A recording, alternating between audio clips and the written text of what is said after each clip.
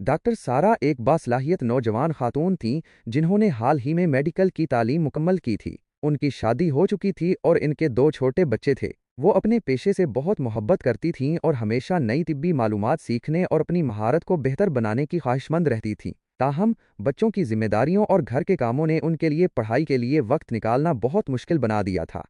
सारा अक्सर रातों को बच्चों को सुलाने के बाद किताबें खोलने की कोशिश करतीं, लेकिन थकावट उन पर इस कदर गालिब आ जाती कि बमुश्किल चंद सफ़हात पढ़ पाते। दिन भर की मसरूफियत के बाद उनके पास इतनी तवानाई नहीं बचती थी कि वो संजीदगी से मुतालिया कर सकें। उन्हें महसूस होता था कि उनकी तिब्बी मालूमात पुरानी होती जा रही हैं और वो अपने साथी डॉक्टरों से पीछे रह गई हैं। एक दिन सारा अपनी परेशानी का जिक्र अपनी सीनियर डॉक्टर फोजिया से कर रही थीं। डॉक्टर फोजिया एक तजर्बाकार और समझदार खातून थीं जिन्होंने अपनी जिंदगी में काम और खानदान दोनों को बखूबी संभाला था। उन्होंने सारा की बात गौर से सुनी और फिर मुस्कुराकर बोले, सारा बेटा, मैं तुम्हारी मुश्किल समझ सकती हूँ। बच्चों की जिम्मेदारी वाकई बहुत बड़ी होती है, लेकिन अगर तुम कुछ मंसूबा बंदी करो तो पढ़ाई के लिए भी वक्त निकाला जा सकता है।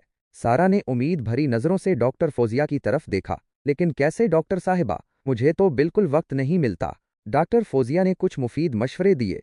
देखो सारा, सबसे पहले तो तुम्हें अपने वक्त को छोटे छोटे हिस्सों में तकसीम करना होगा। ये ज़रूरी नहीं कि तुम लगातार कई घंटे बैठकर पढ़ो। तुम दिन में 10 या 15 मिनट के छोटे वक्फे भी निकाल सकती हो। मिसाल के तौर पर, जब बच्चे खेल रहे हों या सो रहे हों, तुम उस वक्त कोई तिब्बी जरीदा पढ़ सकती हो या किसी ऑनलाइन लेक्चर को सुन सकती हो। उन्होंने मजीद कहा, दूसरा अहम नुक्ता यह है कि तुम अपनी पढ़ाई को अपनी रोज़मर्रा की ज़िंदगी का हिस्सा बना लो। मसलन, अगर तुम गाड़ी चला रही हो तो तिब्बी पॉडकास्ट सुनो। अगर तुम खाना बना रही हो तो किसी तिब्बी मौजू पर कोई दस्तावेजी फिल्म देख लो। इस तरह तुम बगैर किसी खास वक्त निकाले भी बहुत कुछ सीख सकती हो। डॉक्टर फोजिया ने सारा को याद दिलाया कि टेक्नोलॉजी इस दौर में एक बहुत बड़ा असासा है। तुम अपने मोबाइल या टैबलेट पर तिब्बी ऐप्स और तालीमी मवाद डाउनलोड कर सकती हो। उससे तुम्हें किसी भी वक्त और कहीं भी पढ़ने की सहूलत मिल जाएगी। जब तुम्हें फारिग वक्त मिले, चाहे वो चंद मिनट ही क्यों ना हो, तुम उन ऐप्स को खोलकर कुछ नया सीख सकती हो।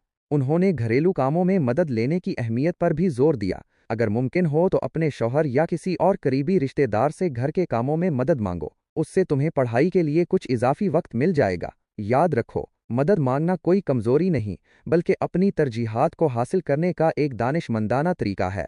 आखिर में डॉक्टर फोजिया ने सारा को अपनी सेहत का ख्याल रखने की नसीहत की। अपनी नींद पूरी करो और मुतवाज़िन ग़िज़ा लो। अगर तुम जिस्मानी और ज़हनी तौर पर सेहतमंद रहोगी तो तुम्हारे लिए पढ़ाई पर तवज्जो मरकूज़ करना आसान हो जाएगा। सारा ने डॉक्टर फोजिया के मशवरे को गौर से सुना। उन्हें महसूस हुआ कि उनकी सीनियर डॉक्टर ने वाकई उनकी मुश्किल को समझा है और उन्हें अमली हल बताए हैं। उस दिन के बाद सारा ने अपनी ज़िंदगी में कुछ तब्दीलियां लाने